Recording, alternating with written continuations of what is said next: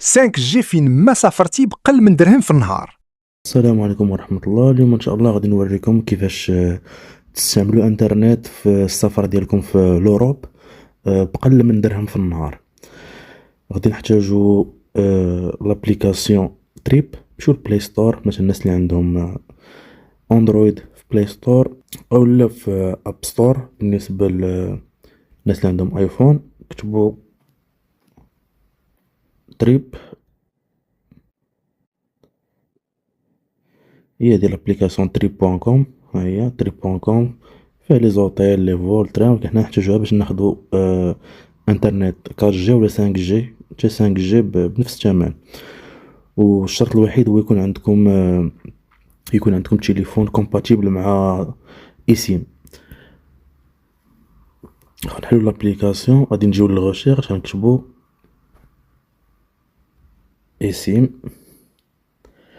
هما كيطلعو لنا بزاف ديال الايسيم. غادي نجيو مثلا نختارو هادي ارخص وحده دايره ب0.15. نشوفو هاد لوفر هادي اللي كاينه.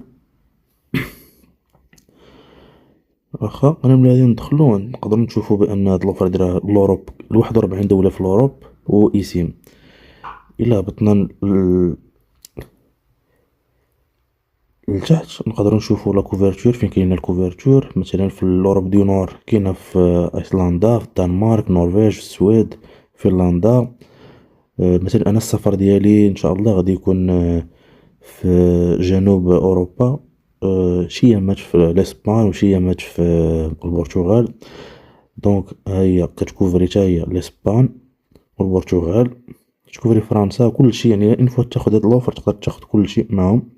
الناس اللي بغاو مثلا غير نهار واحد كاينه نص جيجا في النهار.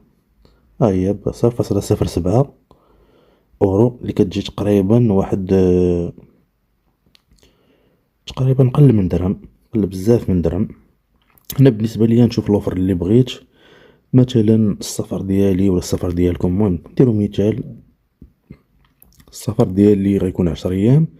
نقدر نختار شحال بغيت نص جيجا في النهار، هنايا 2 جيجا في النهار، 3 جيجا. المهم انا غادي نمشي نختار توتال 10 جيجا.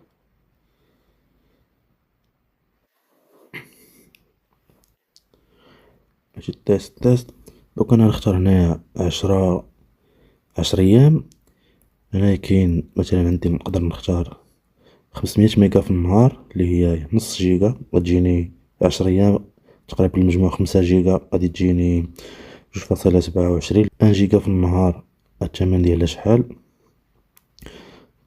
تقريبا 30